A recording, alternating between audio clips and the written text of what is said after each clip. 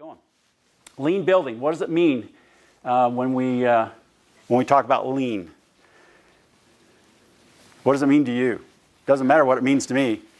Parker. It means somebody ain't paying. Someone ain't paying. That's not a good. Yeah, lean times when they're not paying. That's not good. Okay. How many are builders? How many are trades? Okay. How many run or own the business? Okay. So this should be important to you. And those of you that are coming up in the stages of the construction industry, it will mean a lot to you. So when we talk about lean building and lean building application, what we're referring to is how do we scale the business? How do we scale everything that we do in terms of operational excellence so that we can be more profitable? That's the bottom line.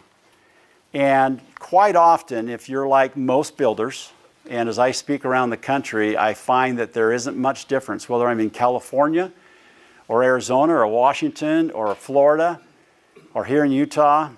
It doesn't matter where I'm at, even in Australia.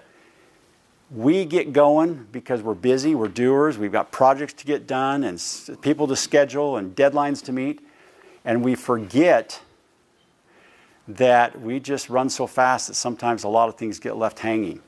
And that stuff that gets left hanging costs money at the bottom line. And so today we're going to talk about some principles of lean. How do you get there? Now, the average nationally here in the U.S., if you talk to experts and people who teach and train in that arena, they'll tell you that if I was to sit down with any one of you, how many of you build less than 10 homes a year? How many of you build less than 50 homes a year? Okay. So basically 50 or less is the group we're in. And people will say, well, unless you're building several hundred homes a year, lean doesn't work for me. Well, let me tell you the difference. So when I work with companies that build 150, 250, 300 homes a year, companies that build over 1,000 homes a year, most of them are already doing what I'm going to teach you today. And it saves them on an average of about $7,500 a home. No new employees, just changing the mindset and how they're doing some things.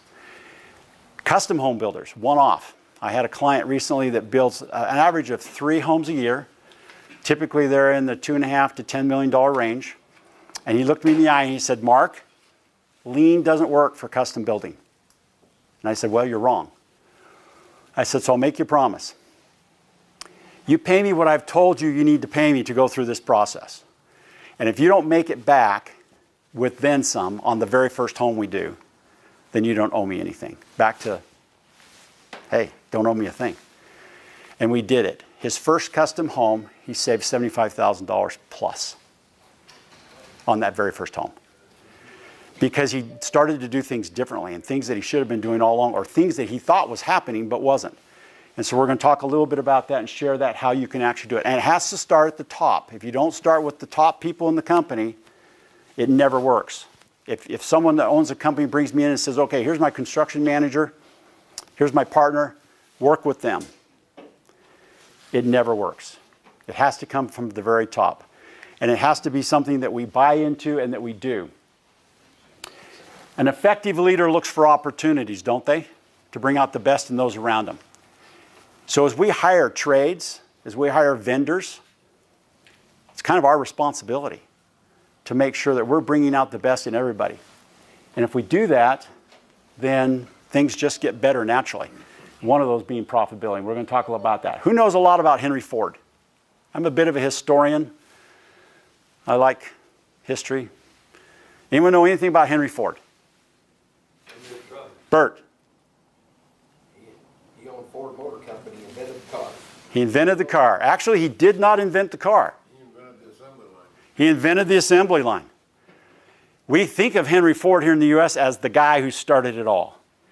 Well, what he did start was a revolution in terms of how do we actually do things in a much more organized way. So he's known as the godfather of the assembly line.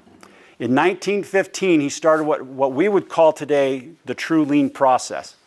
And so what he did, I don't know if you've ever seen this picture. I saw this and I was so amazed. What are they doing here? Anyone care to kind of look at this for a second?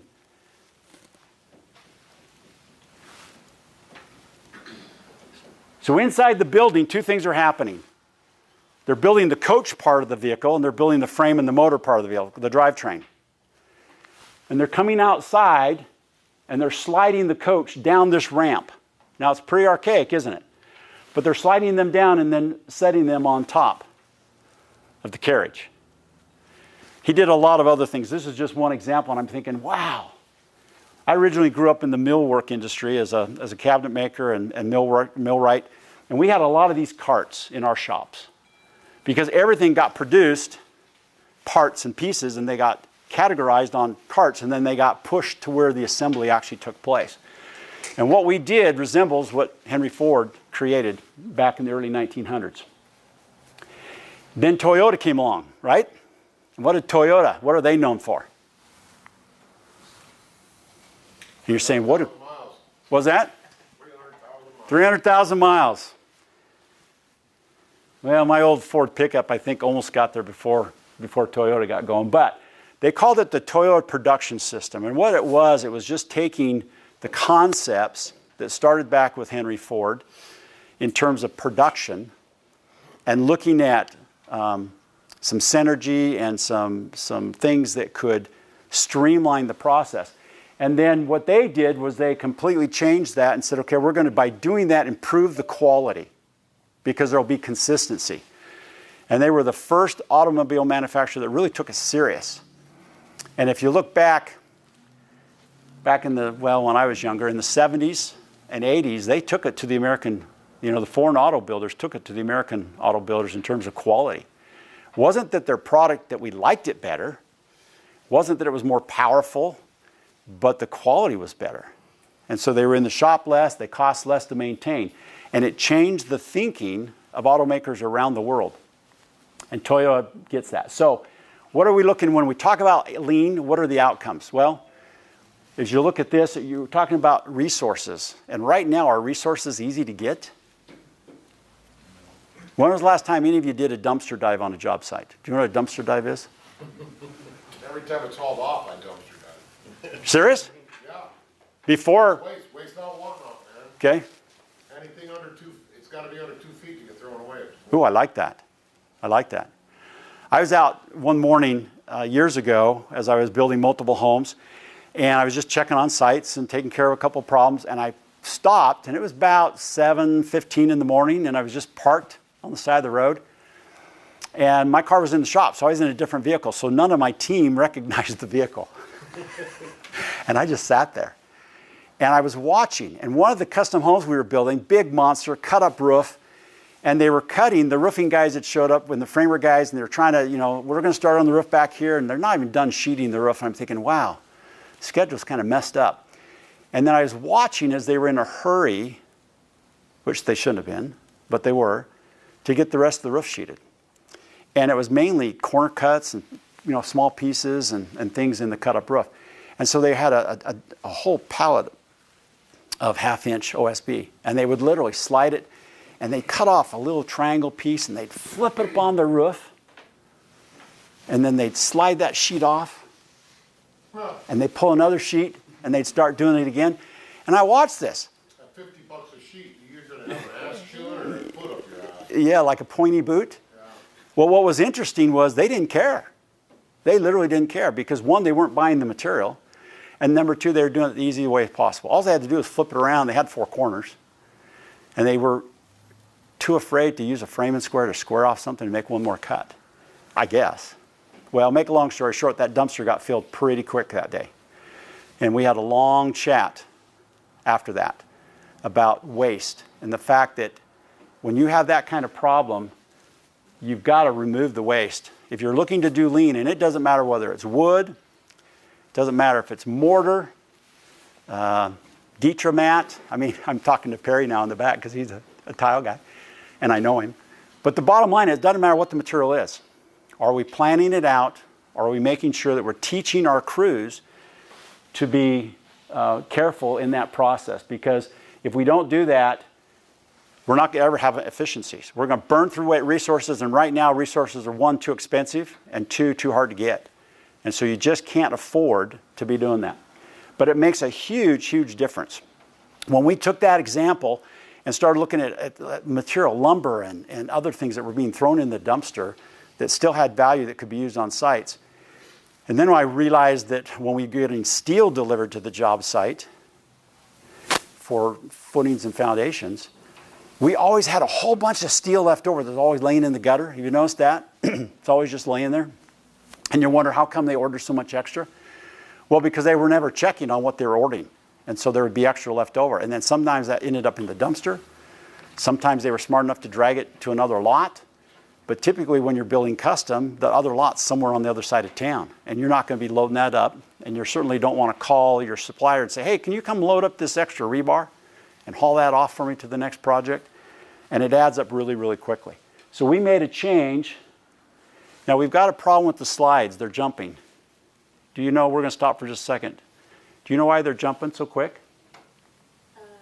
No. Okay. Anyway, in order to reduce, we'll actually reduce defects, because what happens is when we're not being cautious with our materials, we actually end up using materials that shouldn't be used, and it helps us to remove the aspect of defects in our projects. And that's also part of this whole lean process. We want to avoid as much as we can, and it adds value to the project. So those are some of the benefits. When we think about lean, I know that's kind of high level, but let's talk about the application. So first of all, no sacred cows. How many of you have animals? Okay. I grew up on a ranch in Northern California, and the bottom line is every animal had a use. And if it didn't have a use, it didn't stick around very long.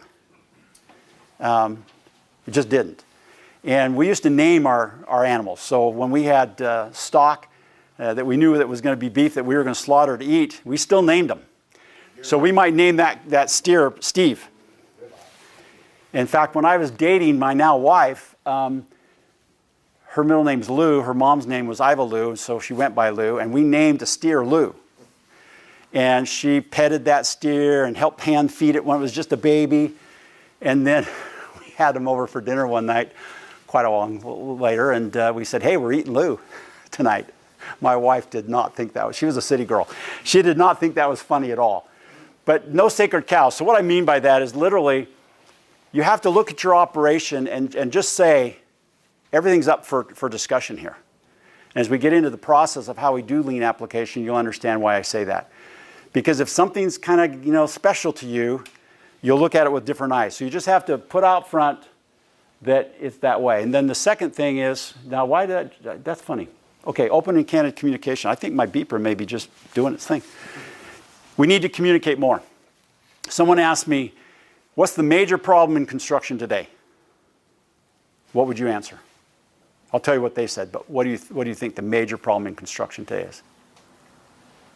Steve, for you. Communication. Ryan? Nobody wants to work. Candy ass crybabies. Crybabies. Okay. Perry? Finding good employees. That's a nice way. John? Employees. Lack of help. Okay. Okay, now this is so weird because she's doing it and I'm doing it. It's kind of fun. Okay. Anyway, so the bottom line is that communication is really, really critical. And then we need to understand the emotions. When you click it, it's actually clicking up on mine. It's different than on this screen, which is weird. Mine has the open and candid communication still. I haven't clicked it since. Okay. We'll see if we can get them to sync. Anyway, the interesting thing is that we have to be open and honest with our employees. I have a good friend and colleague. He'll go unnamed, but he has a tough time finding workers. And he'll vet them out. He'll offer them really good salary. He'll offer them benefits. And they can do very, very well with him. And all they have to do, they don't have to be skilled. They don't even have to have ever been in construction. They just have to want to work, to your point. What's your name back there? Walt. Walt. As Walt said, they just have to want to work. And he says, listen, we're going to do a drug test. Come to work on Monday. I'll give you your first paycheck on Friday, just to show you I'm serious. And for the first few months, I'll give you a check every Friday. I just want you to show up to work. Over 80% of the people he hires, that he vets out, that he thinks are going to be good workers, never make it to Friday. They don't even show up Monday, the next day. Some of them don't. Or some of them will show up Monday, maybe Tuesday, and then they say, oh, this is hard. Now, he's paying really good money. And so the interesting thing to me is, even though he's paying them good money, money's not the answer. And I think that we have to recognize that we have to understand their emotions. Employees' emotions today, it's a different world, it's a different workforce. But we need to work within the realm, because if we don't, we're going to have that battle forever. And it may be that our thinking is different. I'm old school, and so some of my employees are a little bit new school. I walked into the office and the purchasing staff were listening to books on tape and not focusing on spreadsheets. And I walked in and I said, whoa, stop. You want to listen to books on tape, music? That's great. Break time, lunchtime, after hours. But when you're in here working on spreadsheets, we're not listening to books on tape. And one of the young guys who happened to be in college, and he was an intern, he said, I can do this. I can do both. I said, do you want me to show you the errors you made in the last spreadsheet? No. Until you're 100% perfect, no, you can't do it. And I'm paying your wage. I'm training you. I'm helping you get your degree. Our policy is no books on tape during business hours. Focused on work. During your breaks, no problem. And that was part of the mindset. It was different than the way I grew up. Had I done that when I was early on in the workforce, I would have got the boot planted on the backside. But we have to understand that. Okay, so non-threatening environment. If you're a dictator, it's going to be hard to keep people in the workforce today. I worked for a guy years ago that was a dictator, big-time dictator. And I didn't care. I was used to people who were dictators. That's weird. Which one of you brought the ghosts in here today? This is, whoa. I do this a lot, and this is like really a new one for me. Wow. Okay, so non-threatening environment. We need to be professional in everything that we do. How many of you do the lowest bid model versus the lowest cost? You know the difference? What's the difference between lowest bid and lowest cost? Hard tack. It's crazy. You got hard cost and you got soft cost. Okay. Explain more. You're on roll. Well, you're going to bid it cheaper, you ain't going to get the job outside of it. Okay. And so what happens when you get that job and you only make half of what you normally make? I don't take jobs that way. Okay. Okay. I don't take low bid. Okay. I usually accept the bids that are middle of the road with the most line items. Now, obviously, there's a reason you do that, Walt. Yeah, change orders. Change orders. Experience and the change orders that... The more Okay. experience they have and the more thorough their bid, the better they're going to do the job every time. Okay. Other comments? Other experiences? Dave? You know. Okay. Okay. Okay, there it went again, and I'm standing here and I'm not touching it. Wow, this is really bizarre. We're going to have a fun day today. So, when I first started in the industry as a home builder, the gentleman, he'll go unnamed, that I worked for, believed in low cost, low bid. So he would get multiple bids, and low bid always got the job. Always got the job. What do you think happened? What do you think my life was like? Low bid ends up being low quality a lot of times. That's right. Low quality, Scabby work. scabby work. People went out of business. Yeah, yeah. Who's got the big marker? Where's the big markers? Raise your hand if you've got a big marker on your table. Pass one forward. I need this gentleman with the beautiful blue and orange Denver Bronco tennis shoes to write his first name. Okay. And it's true, isn't it? Low bid in most cases, that's what you're going to get. I've had that argument before. I bet. Why would you accept a bid when you know they can't do it for that price? How many of you have ever done that? Be honest. Have you ever accepted a bid that you questioned? I never have. You never have, Bert. No. Ever. Because if somebody's bidding or going to try to do the job for less than the cost of materials, they're just going to F it up and never finish. Okay? I didn't need a degree to figure that out. Okay? And you're not professional. Usually they're not. And so if they're really truly bidding, now I've selected a low bid that I qualified. I'll say that. I knew they could do the job for that amount of money. I knew that I was getting ripped off on the other bids. But I had to do some due diligence to figure that out. But on the same token, you vetted it to make sure that they could do it. Yeah. Exactly. I don't just take a low bid because it's Exactly. a low bid. And answer your question, yes, I've taken a low bid before, but it wasn't because it was the lowest bid. It was Right. because he was the most qualified contractor for the job. He just happened to have the low bid. And that's how I would, that's exact, it doesn't, but Bert's 100% right. That's exactly what I've done, and I haven't got burned because of it.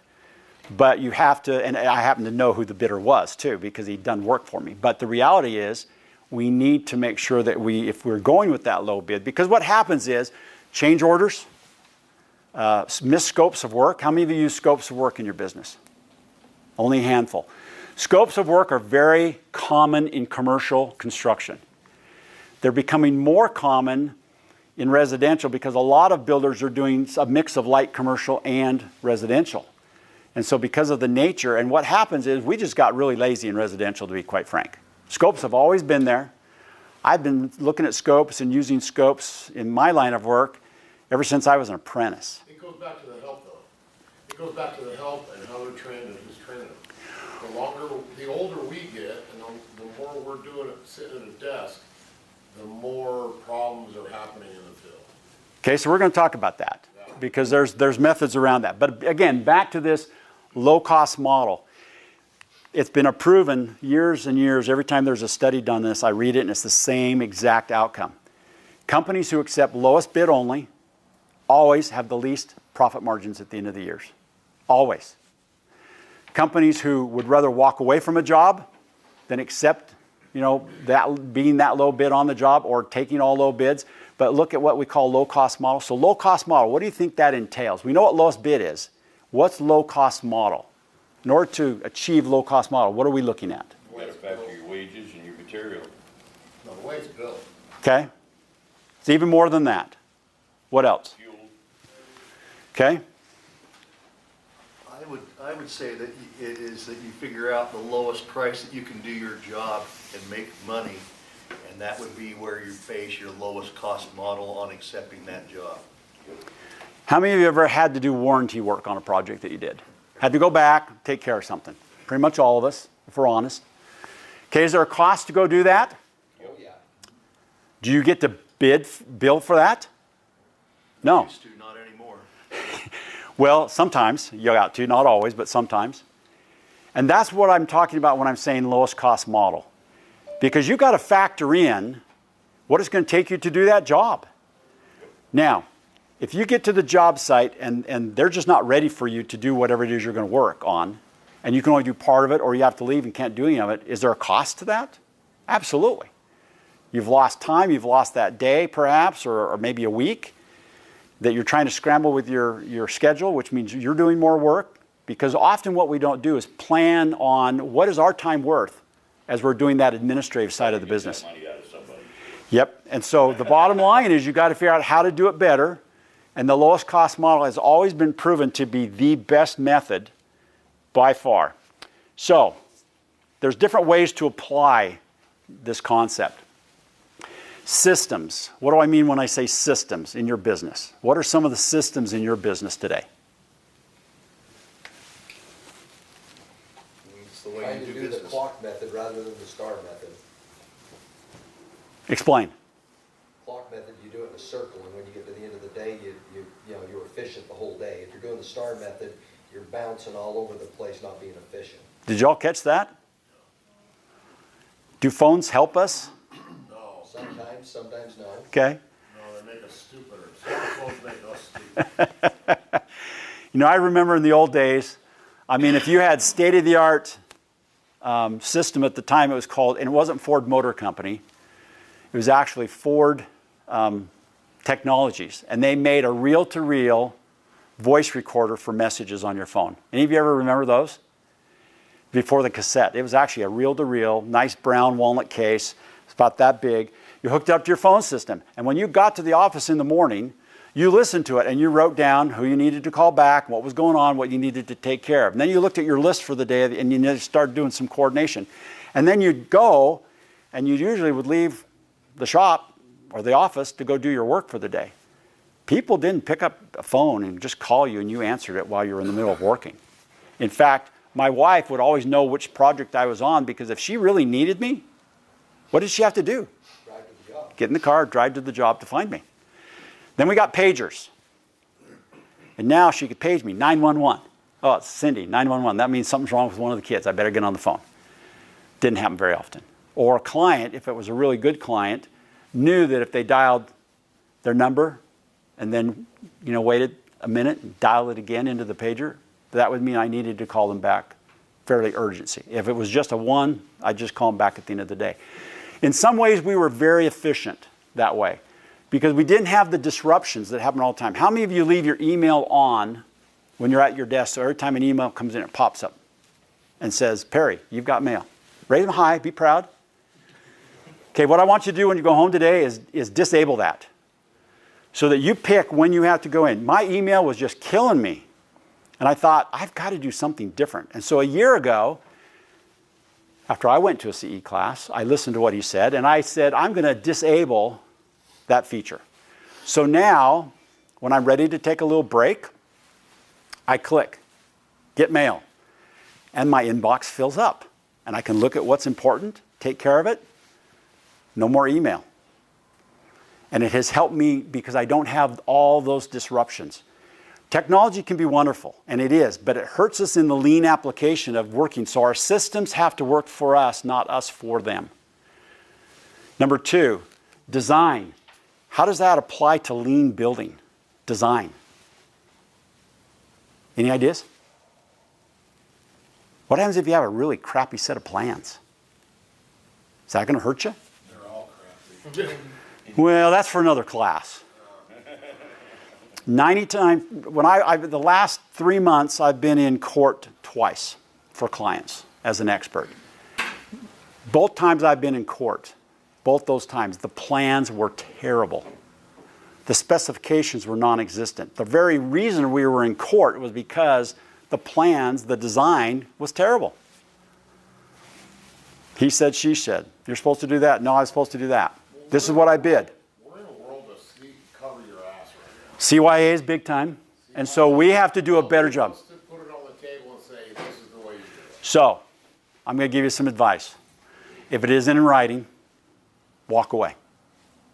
Because A, you don't need the heartache. I went to a class at the International Builders Show years ago in Orlando.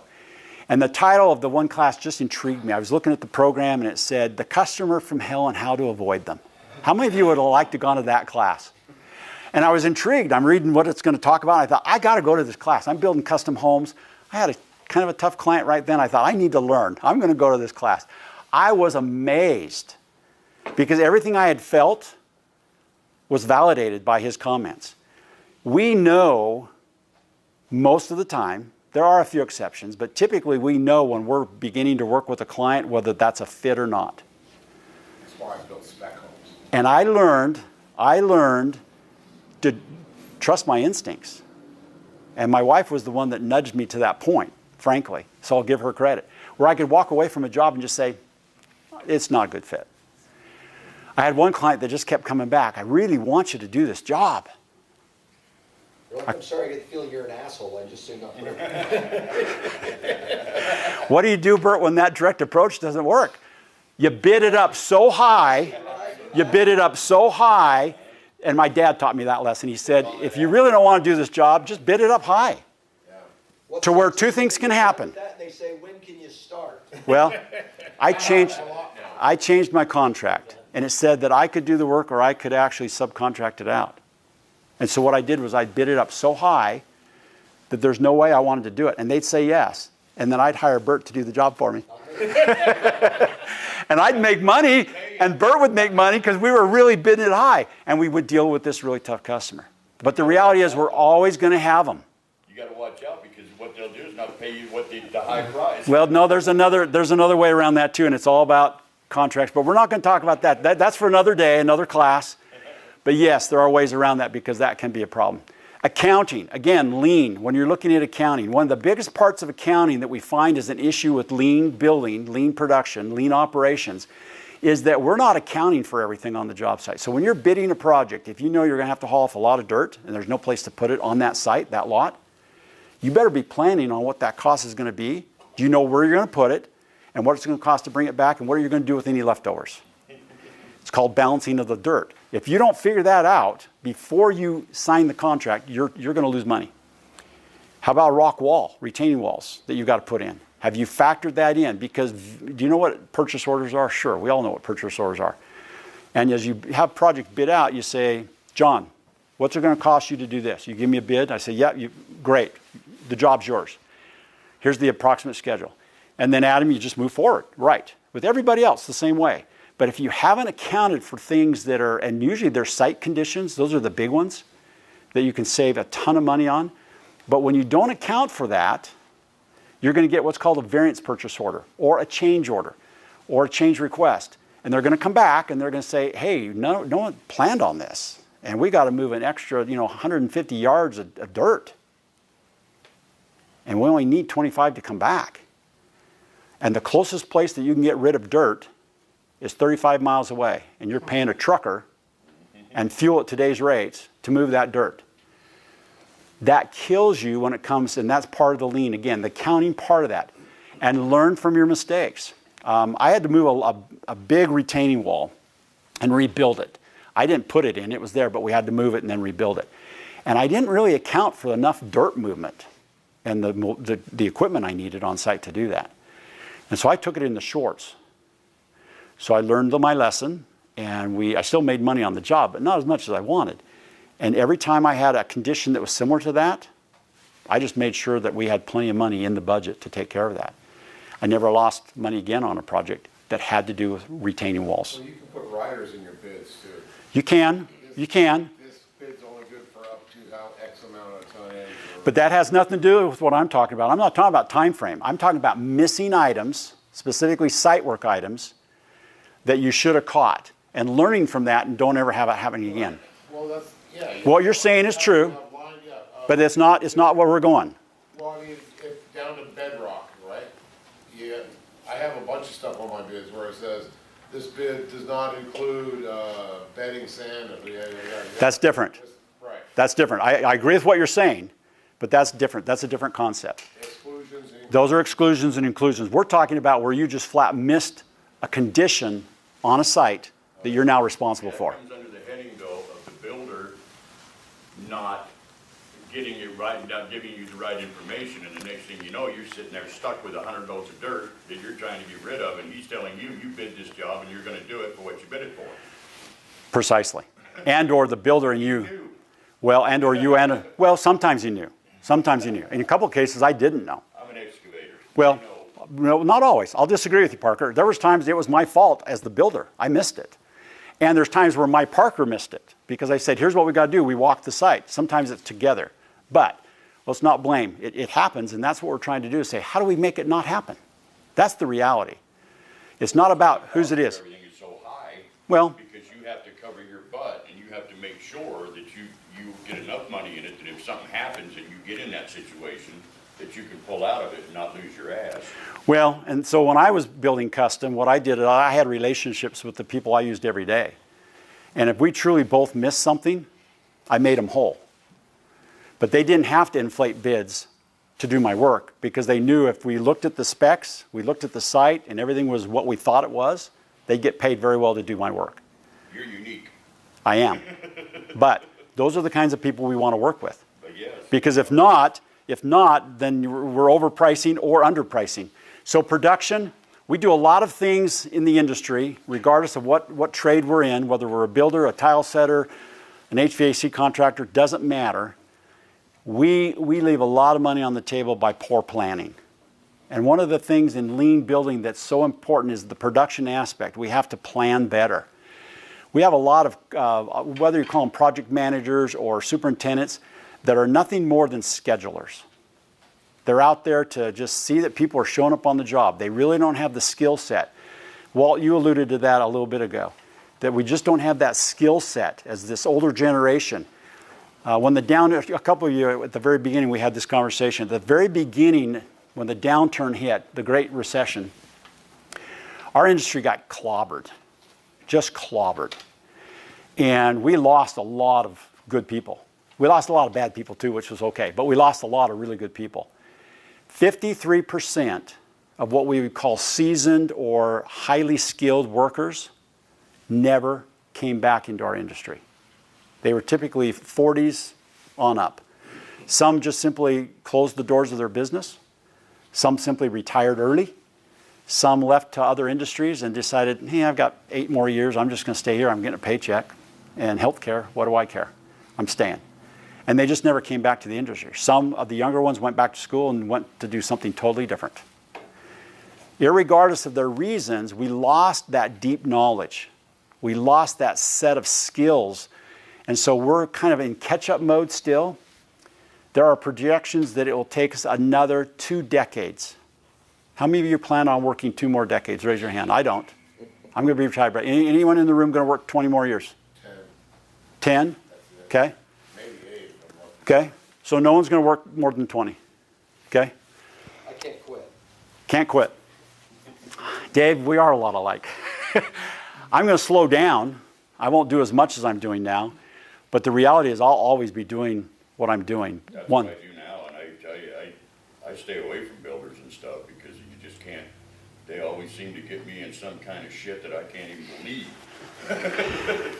Well, I'm just going to make a bold statement. You're probably working for the wrong builders. But anyway, the bottom line is that problem is not going to go away. And I want to make that very clear. In order to be lean, in order to have more profitability in today's marketplace, and to survive some of the cycles that we're going through. Now, most of you have been around a little bit. How many cycles have we gone through? Difficult cycles have we gone through? You've been through 2, 3? 3? I've been in 80 since 81, and I've been through 5. So 5. Parker, Perry, you're my group. We've been through 5. Now, some were not as bad. No, the bad ones, I've been through 2 bad. But they've been bad. So I remember building custom homes when interest was 21%. 21%. Some of you are saying, you've got to be kidding me. Yeah, it was a tough time. And was there a lot of work? No. Was the work good? Frankly, not too bad. But there wasn't a lot of it. And so you had to sharpen that pencil and you had to be competitive. But you also had to have profit or you couldn't make it. Because you didn't have a lot of jobs you could pick up. I talked to a guy about a month ago and he said, you know, sometimes I will do that low bid just because I want to get that job. I want to keep all my guys busy.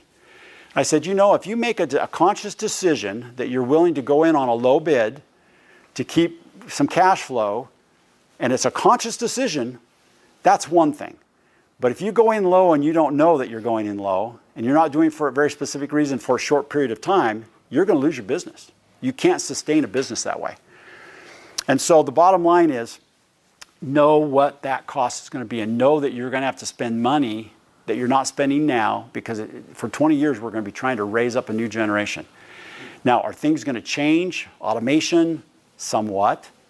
Some of it in custom building just isn't ever going to get there. We're still going to do a lot of the things the same way we do now. So we need to do them very, very well. But there's a lot of new products that we need to be able to use and figure out how to use those effectively.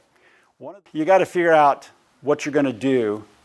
And it starts with you individually. And I've done a lot of that reflection where number one, I credit my success was I was mentored by some of the best in the business.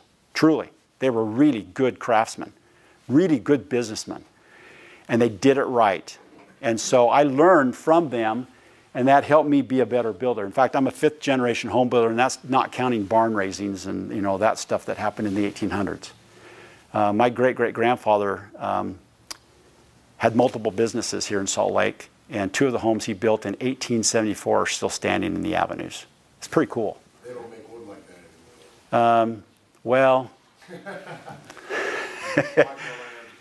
yeah, that's true. But you know what? It's pretty cool to see all the same. Study sessions. So one of the things I did, how do we make this all work? And I want to teach you some principles and how to apply those principles. So one of the things I did successfully is I brought my trades to the table. Because if Steve, what do you do? HVAC. HVAC. God, perfect. Okay. I'm not an HVAC guy. My dad was a plumbing contractor, but he kind of focused just on plumbing. He's a professional golfer. What's your handicap? You know each other, though. And he's also a professional gambler. Should I ask John what he does for a living? Would that be more telling? That's better. Okay. I'm not sure. Just jumped on you again. So, oh my goodness, this is going to be so weird. Well, I apologize. We'll just have a fun session. We're going to jump around and talk to the slides, right? Okay, so study session. What do I mean by that? I want to give you an example of a story in my life. So as a builder, I was building 75 custom homes a year. And they were in gated communities primarily. We had high-end buyers. They had cash. If they wanted an upgrade, they paid for it. It was just not a big deal. So we would come up with their house plan. They'd start saying, well, I want to spend $25,000 more here and $50,000 more. It wasn't a problem. Appraisals didn't have to line up. They just wrote the check for the difference. So it was a good market to be in. But we still had costs of running our business. We'd take out construction loans and buy materials and do all of that. And at the end of the day, we needed to, shorten the time frame. We're always looking at cycle time, right? How can we do a project most efficiently, shortest time possible, and do it right, not cut corners. And I was trying to cut 5 days out of my typical house build schedule in a semi-custom world. That's tough to do. Do that in production, a lot easier. But in a custom build, that's pretty tough to do. Because I looked at what the cost is at the carry at the end of the project before you close and get funded, and it's pretty high. Yeah, your last two draws are a lot. They are a lot of interest. And so you times that by 75 a year, that's some serious dollars that, hey, if you can capture that, that's money in the bank, right? You're not hiring anybody else to do it. And so I thought, okay, I've got to figure a way to do this. And let me finish the story if you don't mind. So I went through and I tried to figure out how do I do that. And I was able to cut 2 days out of 5 just by streamlining some operations, pre-ordering some stuff, and just working within my team how to do that. And I thought, how do I do these other 3 days? And then I looked at my warranty, my punch list items at the end of a project. And I looked at the last year's worth of work. I spent about a week. And I drilled down and looked at what was consistently happening on every home, what trades had to consistently come back. So when we said a home is done, and we would get final, and we had a week before we closed, which trades were going back into the homes? What was happening and why? And that's where I drilled down. Paint and drywall were the two biggest things. So I had lunch, and I had it at the office, and I brought my painting contractor and my drywall contractor back into the site. And I said, okay, here's what I'm trying to do. Here's what's happening with you guys. You're making extra trips back, multiple trips during that week. You're coming back and telling me it's the drywall guy. Drywall's coming back, patching it. You're coming back, priming it. 3 or 4 trips between the two of you. That's costing you money. How can we make that streamlined? And so we brainstormed. And I, at that point, shut up and listened. And they started talking back and forth. And I just sat there writing notes. And they came up with a plan, a strategy, where if they did it differently at the beginning of the project than we were doing, and we were doing it the way every builder does it, but if they changed the order in which they did things, and they worked together, and they bypassed the superintendent. Now that part I was struggling with, but they said, if you'll let us do it on this group of homes, we'll see if it works. But we think we're going to save you those 3 days. That was a tough sell for me, but I trusted these guys. They'd done my work for years, and they were smart. And I said, okay, here's what we're going to do. We're doing it on these 5 houses. No superintendent, no project manager. You don't have to coordinate with them. You're going to start with these new houses, and that's how you're going to do it. And we had a house that was literally ready to go the next day. And so they changed the order in which they did things. Painter came in, prepped, primed, called the drywall guy and left. Drywall guy came back, blue lighted the house, did the repairs, called the painter, and left. Painter would come back, do the touch up on the marks, and then he would and do the final paint. What we found was we got our 3 days. In fact, we made it within 2 weeks. We made it company-wide, new policy. That's how we did our painting and drywall. Both of them, when it came time a few months later to redo our bids for the year, neither one of them needed to raise their pricing. They said, we have saved ourselves a ton of money because now it's only that we're going back that last week to repair damage that someone has caused. And that's a back charge. You know, we get paid for that. but we're saving ourselves a ton of money. We don't need to raise your price for the next year. Wow. First time in my career that had ever happened. So study sessions, you take the time to work with your trades to figure out and use their expertise and their skills. Divide it into areas. Look at your operations, look at your systems, look at the site. Remember the sites where we have a lot of those variance costs. If you're not talking to your parker about your next job and what he sees could be the potential issues and the costs associated with it, you're not using his skill set. And you need to use his skill set or you're going to get burned. If you're not talking to Steve about your HVAC, so I did some production for a little while in my career, and one of the things we did was we'd go to build a model home or a home that was going to be the first time out of the box. We never built it before. And we would build it as a spec. And we would frame it, and then we would bring our plumber and our HVAC contractors in, and we'd say, okay, let's look at the plans, and let's decide where we're going to put stuff. And invariably, Steve would say to me, Mark, I need a bigger chase. Or Mark, that chaseway is way too big. I don't need that much space. And we would reframe and spend the time and the money to tear out and redo areas and change the plans with their input. Plumber would say, man, these floor joists, every single one of them leans right where we're going to be putting a toilet. Let's change the layout on the plans. So, because I'll tell you what, framers do not look at the plumbing plans. They frankly don't care where the toilet's going to go. They want to frame it, get their money, and get out of there. And my dad was a plumbing contractor, and the one thing he did teach me was do not tear out floor joists for your toilets. Figure it out before, during the framing process. And so I made sure that that's something I did. And my plumber just would help us with that and say, man, this plan sucks. Well, my designer got a lecture, and then we started putting it on the front end of the plans. It saved me time and money. At the end of the day, by using the resources that I had, the colleagues that I used and paid, and their expertise, it made me a better builder. It made me more profitable. It also made them more profitable because they had input and they could do it right the first time and not have to come back 2 or 3 or 4 times. Walt? You know, I agree with all of that. Well, you better. I'm going to kick you out of class. $47 million Patrick Dental plant in Sacramento. It was really easy to get all my subs, my plumbers, my pipe fitters, get everybody there. Okay, do we see any problems? How about you, my sprinkler guys? No, sprinkler guys always got a problem with HVAC ducts. They always got problems, right? Because the sprinklers have so many specs. But when you whittle that down to a residential home, I used to have 3 lists of subs, A, B, and C subs. Okay. Now I have 1 list, and it's kind of B plus, A minus, you know. Okay. And getting them there to do their job, to get it checked, is hard enough on time. Trying to get them to show up for lunch and talk about stuff is nearly impossible.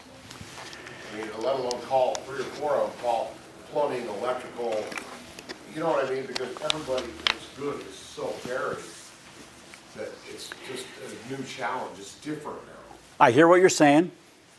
How long ago was that? Oh, last week with a client. No, when your painters and your... Oh, that was a number of years ago. But what I'm saying is I have met with clients, and we've done it as recent as a week ago, where we had a lunch meeting and brought everyone in. Now, I could ask you some pointed questions, and I won't, but there's ways that you can be the preferred builder or the preferred trade. You know, if Steve was working for me, he would be working for me for about 3 reasons. 1, I didn't give him any crap. 2, I paid him on time and frequently. And 3, I would come to your lunch. I rest my case. There's methods to do that, and it's tough. I won't deny that. I won't deny that, Walt. It's tougher today, a lot tougher, and that's why we've got to be better businessmen and women about it. I won't have a better marriage if I keep becoming a better business. It's harder today to do what we do than it was when I started in the industry a long, long time ago. It's harder. I don't agree with that. I think it's a lot easier. It's a lot more straightforward. Today? Yeah. I think Well, you know what? There's a joke about dirt guys, but I'm not going to share it. when I was doing builders, Yeah. years ago, Yeah. them buggers, they would take and have garbage and lumber all over the whole job site, and then they'd have a dumpster drop there the day before I got there. Well, you're lucky. You're lucky, because I remember a guy that I used to watch, and he was a successful builder here in the valley. Let me tell you something, excavators took a beating, man. We were the last ones to get any money out of you guys. And when the excavator got, actually cabinet makers and carpet guys are much worse. But the reality is, what we would do, this guy would literally have his excavator show up, and when the track hoe got unloaded, the first job was to go dig a hole so he could put all that trash and crap into, because the builder was too tight to go buy the dumpster or rent it. Yeah. So yeah, that was happening a lot. Not just once in a while, a lot. A lot. I renovated a house that was built in 1978 here in the valley. We opened up the drywall because we were going to put all new electrical in, all new plumbing, all new HVAC. What did we find in the walls instead of insulation? All the garbage from the construction. The walls were filled up with sawdust and lunch and cans and you name it. I mean, that was their insulation. Anyway, we won't go down that road. But the bottom line is, I believe that there are a few things that are a little easier. But as a rule of thumb, it's much more difficult. So we talked a little bit about the lunch meetings. Boy, yours clicked and mine didn't. This is really fun. Okay. Follow-up meetings. We'll kind of jump through and talk about that. So lean's a culture. It's not a one-time event. So you've got to say to yourself, how are we going to do this? And then you build upon that. One of the things that I love to do was I would do those lunch meetings.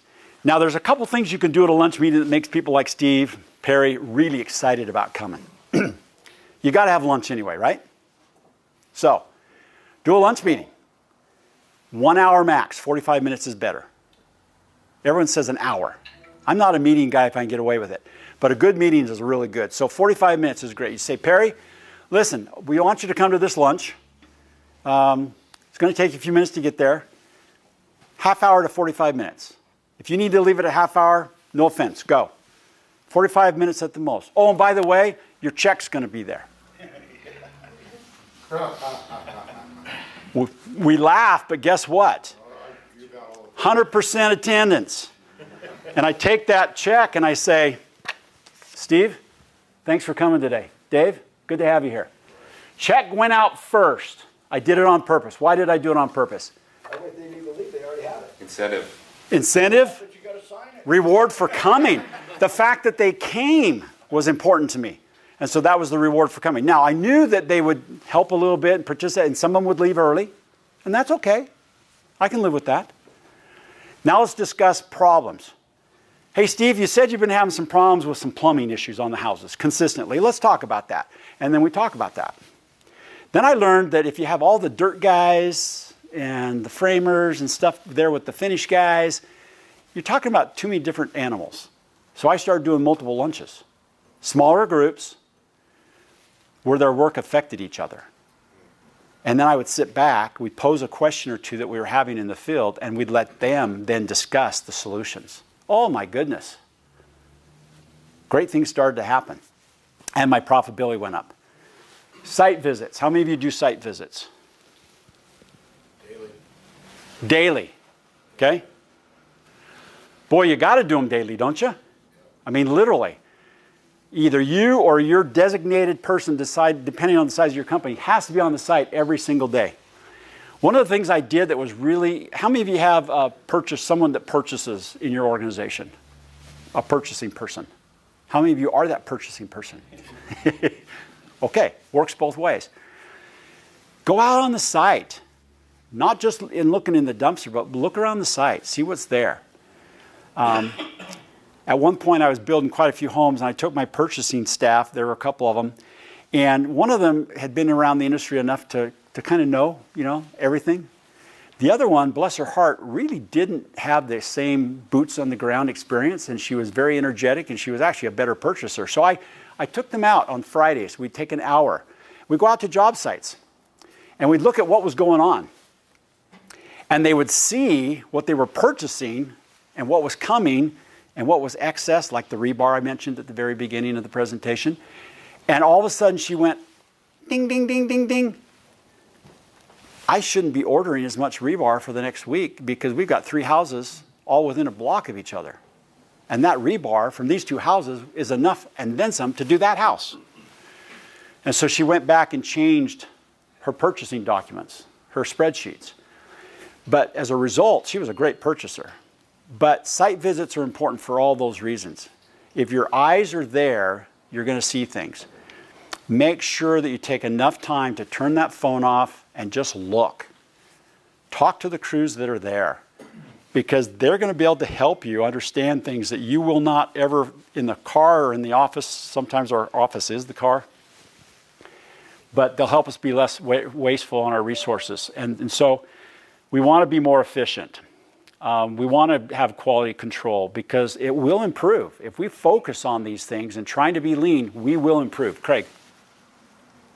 I find that I take extra time to make sure that I try to keep my job clean and organized, and it seems like if I do that, it kind of brushes off of my sons try to pick up after themselves, and it just seems like the attitude is better for everybody. Boy, that's a true statement, isn't it? That is so true. You better start charging you to pick that crap up. Yeah, no, that's so true, because it starts at the top and our attitudes certainly reflect down the line. And you know, it's the same with people will jump through hoops for you if they know that you care about them and them and what they do and their families. I've had some really cool experiences over the years where a trade has come to me and said, hey, Mark, or I've gone to them and said, hey, Steve, I'm in a bind.